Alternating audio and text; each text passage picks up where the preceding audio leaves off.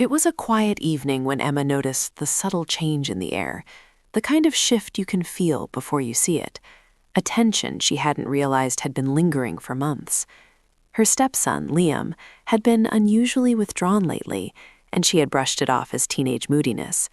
But tonight felt different, heavier, like something was pressing silently between them. Emma glanced at him from the kitchen doorway. He was sitting at the small dining table, his hands loosely clasped, staring blankly at a textbook he hadn't really opened. The soft hum of the refrigerator filled the space, punctuating the silence. She swallowed a sigh. For months she had tried to connect with him. Movie nights, shared dinners, even little jokes, but nothing seemed to break through the wall he had built. She poured herself a cup of tea and sat across from him. "Liam," she said gently, "do you want to talk?" He didn't answer right away. His eyes flicked toward her, then away, lingering on some distant point behind her. Emma's heart clenched. She realized how little she really knew about the world he was navigating inside his own head. "I'm fine," he muttered finally, almost too quickly. Emma nodded slowly, refusing to push too hard. She knew the feeling of being cornered, when questions felt like traps and answers could betray too much. She decided instead to just sit with him. Silence had its own way of inviting conversation, sometimes more than words could. Minutes passed. The kitchen clock ticked steadily. Emma watched the tension ripple in his shoulders, the way his fingers fidgeted with the edge of the table. She realized she had been blind to the pressure he was under, the strain of school, friendships, and everything else that made adolescence feel like walking on thin ice. "Do you remember last summer," she started carefully, "when we went to the lake? You seemed really happy that week." He finally looked up, a shadow of a smile brushing his lips.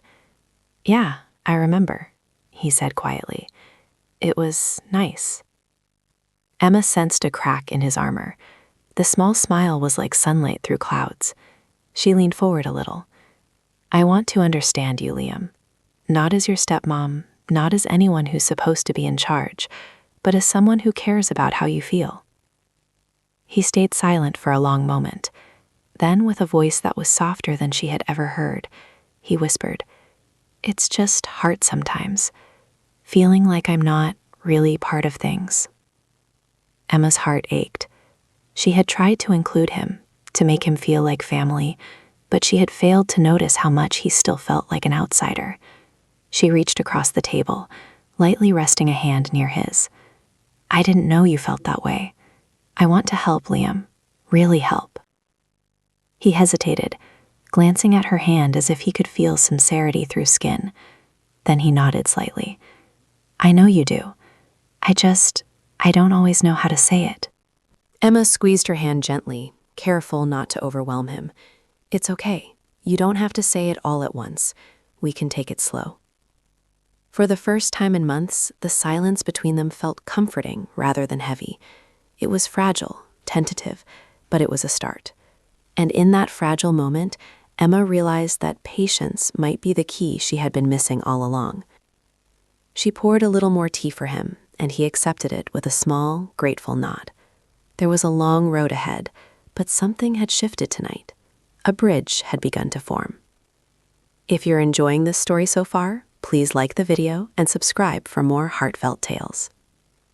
And yet, just as the evening felt calm, Liam's eyes flicked toward the window, and a shadow crossed his face that Emma couldn't quite read. Something was coming, something he hadn't told anyone yet. The next morning, sunlight streamed through the kitchen window, painting soft golden stripes across the floor. Emma brewed coffee and kept glancing at Liam, who sat at the table scrolling on his phone, earbuds in. He looked calm, almost normal, but she had learned that appearances could be deceiving. "Good morning," she said softly, placing a plate of toast in front of him. He shrugged, barely acknowledging her. "Morning." Emma forced herself not to take it personally. Yesterday had been a breakthrough, yes, but it had also stirred something unspoken. She needed to be patient. After a few bites of breakfast, Liam finally removed his earbuds and looked at her. "About yesterday." His voice was hesitant. "I wanted to tell you something more." Emma's heart quickened.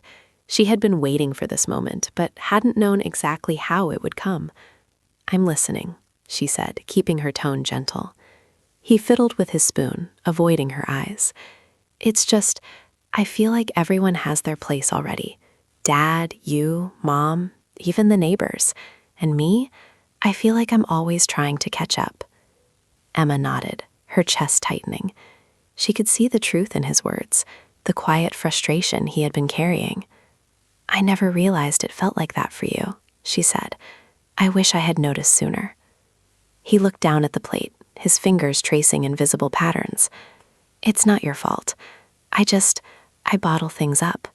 And I get scared that if I say anything, it'll make things worse." Emma reached over, lightly touching his shoulder. "Liam, talking about it doesn't make it worse. It makes it real. And real is how we fix things." He met her gaze then, and for the first time, she saw a flicker of trust there. I don't want to feel invisible," he admitted. Emma swallowed a lump in her throat. She had tried to build a family with love and care, but she had overlooked the quiet battles he fought inside. "You're not invisible, Liam. You're part of this family, and I want to make sure you feel that every single day." He nodded slowly, the tension in his shoulders easing just a fraction. "Thanks. I think I just needed to say it out loud." For a while, they sat in silence, the kind that didn't suffocate, but instead invited connection. Emma realized that sometimes listening was more powerful than giving advice or solving problems. She had been talking too much, trying too hard, and missing the quiet signs. Later that day, Emma noticed Liam retreating to his room earlier than usual. A small worry gnawed at her. She knocked lightly on his door. "Hey, do you want to talk more? Or maybe go for a walk?" He hesitated, then said quietly, "Maybe later." Emma respected his space, but she couldn't shake the feeling that he was holding back something bigger, something he hadn't shared with anyone. And deep down, she worried it might have to do with school or friends, or something even closer to home. As she sat back in the living room, Emma thought about her own childhood. She remembered the afternoon she had spent wishing someone would just ask how she felt and actually listen. She wanted to be that person for Liam, the one who noticed even when he didn't speak, who cared even when he pulled away. Dinner arrived with the usual chatter about school and daily routines, but Emma noticed Liam's mind was elsewhere. He smiled when his father asked about a class project, but the sparkle didn't quite reach his eyes. That subtle emptiness told her more than any words could. After dinner, Liam disappeared into his room, leaving the family to their evening routine. Emma stood by the doorway, debating whether to follow. Something about his silence felt like a signal, a quiet alarm she couldn't ignore. And then, as she was about to retreat, she heard the softest whisper from inside his room. "Emma, can you come in for a minute?" Her heart skipped. He had never called her by name like that, so personal, so direct. She walked in slowly, careful not to rush him. He was sitting on his bed, hands folded in his lap, looking down at the floor. For the first time, she could see the weight he had been carrying, the small slope of his shoulders, the nervous tapping of his foot. I think I need to tell you something serious," he said, voice trembling slightly. Emma sat down beside him, close enough to offer comfort, far enough to give space. "I'm right here, Liam. You can tell me anything." A long pause stretched between them, and then finally, he lifted his gaze to hers. I don't know how to say it," he whispered, and Emma realized that what came next could change everything between them. Liam took a deep breath, as if gathering all his courage into one small exhale. Emma waited patiently, her hand resting lightly near his on the bed. She didn't rush him, knowing that the walls he'd built weren't going to crumble overnight. I feel like I don't belong sometimes," he finally admitted, his voice barely above a whisper. "Even at home, even with you and Dad, I feel like an outsider." Emma's heart tightened. She had known he was struggling, but hearing it out loud made it real. "Oh, Liam," she said softly, "I had no idea you felt this way. I thought you were just quiet. I didn't realize it was like this." He shook his head. I don't want to make anyone upset. I bottle it up until it explodes inside me, and then I feel guilty for feeling that way. Emma reached out, taking his hand gently. You don't have to feel guilty, Liam. Feelings aren't wrong. They're just signals telling us something needs attention. I want to be here for you when you feel like that. Always. He glanced at her, a flicker of relief passing through his eyes. I didn't think anyone could understand. Not really. You're not alone, she said, squeezing his hand lightly. And you don't have to handle this all by yourself. Liam exhaled slowly, the tension in his shoulders loosening just a little. He looked down at their hands. Thanks. I think I just needed someone to actually hear me. Someone who didn't just brush it off. Emma nodded, her own eyes misting slightly. She had tried to be patient before, but she hadn't understood the depth of what he was holding in. I promised to listen, Liam. Really listen. For a while, they sat together in silence. The quiet was warm, comforting, like a soft blanket after a long, cold day. Emma realized that sometimes the most important connection didn't come from words or advice. It came from just being present. Then Liam's expression changed, a shadow passing over his face. There's another thing, he said slowly. Something that's been bothering me at school, and I didn't know how to tell you. Emma's heart skipped a beat. She had hoped this conversation would keep unfolding, but now she sensed the weight of what he was about to share. Whatever it is, Liam, you can tell me, she said gently. We'll figure it out together. He swallowed, his jaw tightening. It's about my friends, or maybe people I thought were my friends. They said things, mean things, about me, about how I don't fit in, and it really hurt. Emma felt a pang of sorrow. Bullying, exclusion, loneliness, these were heavy burdens for anyone, especially for a young person already feeling like an outsider at home. Oh, Liam, I'm so sorry you're going through that, she said, her voice trembling slightly. No one should make you feel like that.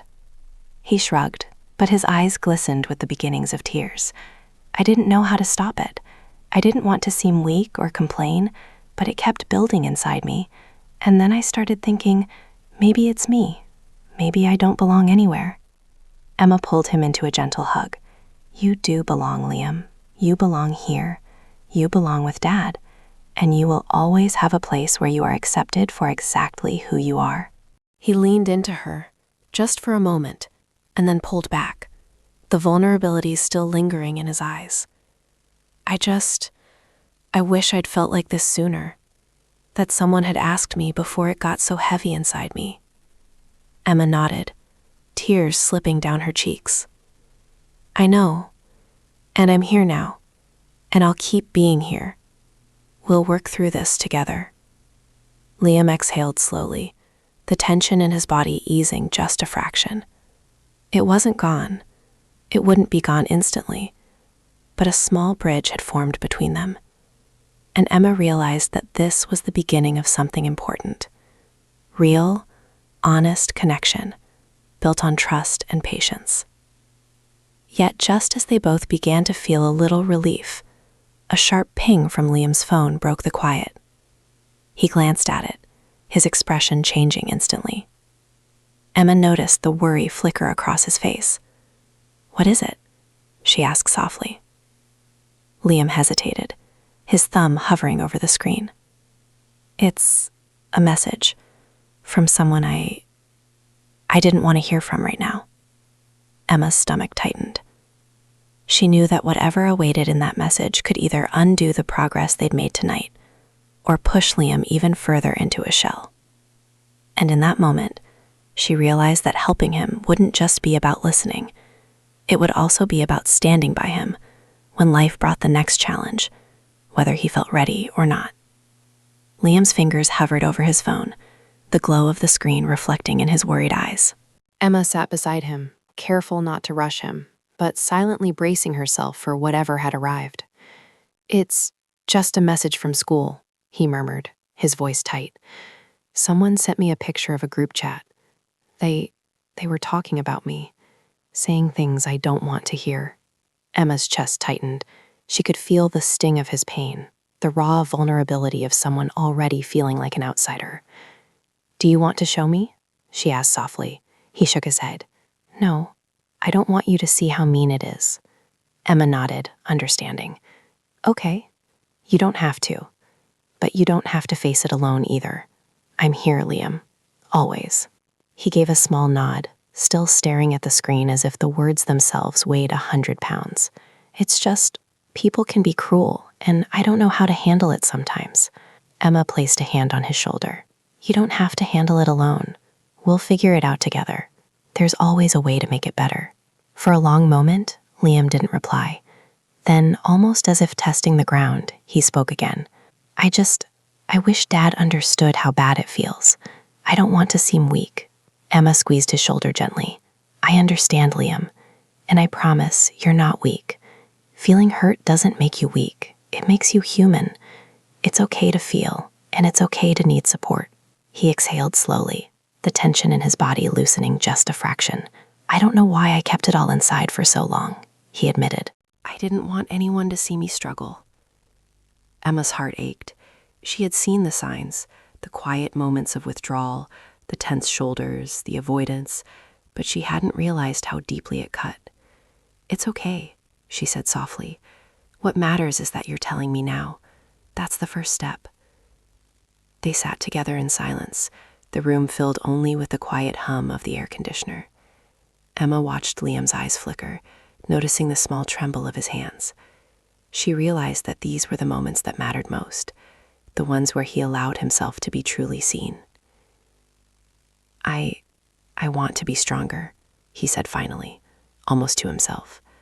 "I don't want to feel like this forever." "You are stronger than you think," Emma said gently. "And feeling like this doesn't mean you aren't strong. It just means you need the right support. And you have that. Me, Dad, people who care about you. You're not alone in this." Liam's eyes softened, a mix of relief and lingering worry passing through them. "Thanks. I think I just needed someone to really hear me, not just nod or tell me it's going to be okay, but actually hear me." Emma smiled softly. "I hear you, Liam. Every word." They stayed that way for a while, the bond between them quietly strengthening. Emma felt a surge of hope. This was progress, fragile but real. She knew the road ahead would still have bumps, but she also knew that Liam had finally begun to let someone in. Just as she was about to suggest they take a short walk to clear their minds, Liam's phone pinged again. He glanced at it, and his face changed instantly, more serious, almost frightened. Emma's stomach sank. "What is it this time?" she asked gently. He hesitated. "It's from someone I didn't expect, someone I thought I could trust." Emma felt her heart tighten. Trust, once broken, was difficult to rebuild, and she could see the weight of that realization pressing on him. "Do you want to tell me about it?" He swallowed hard, his eyes fixed on the floor. I think I have to, but it's going to be hard." Emma nodded, keeping her voice calm. "I'm right here, Liam. We'll face it together." The room fell into a tense silence, filled only by the soft ticking of the clock on the wall. Emma knew that what Liam was about to share could change everything, for both of them, and she braced herself to be the steady presence he needed. And in that quiet, fragile moment, she realized that the conversation they had started days ago was far from over. In fact, it was only just beginning, and what came next would challenge them both in ways neither could predict. Liam took a shaky breath, his hands twisting together nervously. Emma stayed close, her presence steady, her heart pounding with quiet worry. I need to tell you about someone at school," he said, his voice barely audible. Emma nodded. "It's okay. You can tell me anything." He looked down at the floor, then back at her, gathering courage. "It's one of my friends. I thought they cared about me, but they shared something personal about me with others. They made jokes that really hurt, and I don't know how to deal with it." Emma's chest tightened. She felt the sting of his pain, the weight of his trust being broken. I'm so sorry, Liam. That's not fair, and you didn't deserve it. Thank you for telling me. He exhaled slowly, relief and fear mixing in his eyes. I didn't want to upset anyone. I felt so alone. You're not alone, Emma said softly, taking his hand. You have Dad, you have me, and you have people who care about you. We'll face this together, and we'll make sure you feel safe and supported. For a moment, Liam stayed quiet, letting her words sink in. Then he spoke again, a small spark of determination flickering in his voice. I think I want to try talking to them, not to argue, but to explain how it hurt me. And if they don't understand, I'll focus on the people who do. Emma smiled, feeling a mixture of pride and relief. That sounds like a very brave choice, Liam. You're standing up for yourself, and that takes strength. I'll be here to support you every step of the way. They sat together, the silence now calm, comforting rather than heavy. Emma realized that this moment marked a turning point, not just for Liam, but for their relationship. The walls of mistrust, hurt, and isolation were starting to crumble, replaced by understanding and connection. Later that evening, as the house quieted and the soft glow of the lamps filled the rooms, Emma and Liam shared a small dinner. Conversation flowed gently, laughter even slipping in between stories of school and homework. For the first time in months, the air felt light, unburdened by the tension that had lingered so long. After dinner, Liam approached his father with a newfound confidence, explaining what had happened at school. His words were clear, honest, and firm. His father listened carefully, offering support and guidance without judgment. Emma watched quietly, proud of the courage her stepson had shown. Once the conversation ended, Liam returned to the living room, his posture a little taller, his steps a little surer. He sat beside Emma, leaning back comfortably, a small, genuine smile gracing his face. "Thanks for being here," he said softly. Emma brushed a strand of hair behind her ear, her own eyes misting. "I'll always be here, Liam. You don't have to face anything alone. Not now, not ever." In that moment, the house felt warmer, fuller. The invisible tension that had shadowed their days began to lift, replaced by something fragile but enduring. Trust, understanding, and a sense of belonging. As the night deepened, Emma realized that their journey wasn't over. Challenges would come, and some days would still be hard. But she also knew this. Liam had finally spoken, and she had finally listened. And in that mutual honesty, they had built something stronger than fear, stronger than distance, something that could carry them through anything. Liam leaned against her, the weight of the day slowly melting away. "I feel better," he said quietly, almost to himself. Emma smiled, resting her hand on his shoulder. "And I feel so grateful that you trusted me. That's the first step, Liam. Every step after that, we'll take together." And in the gentle quiet of their home, with hearts a little lighter and bonds a little stronger, Emma realized that sometimes the most important moments in life aren't dramatic or loud. They're the quiet ones, when someone finally shares their truth and someone else finally listens. The tension that had once seemed insurmountable was gone, replaced by hope. And for Emma and Liam, that was more than enough to start a new chapter, together.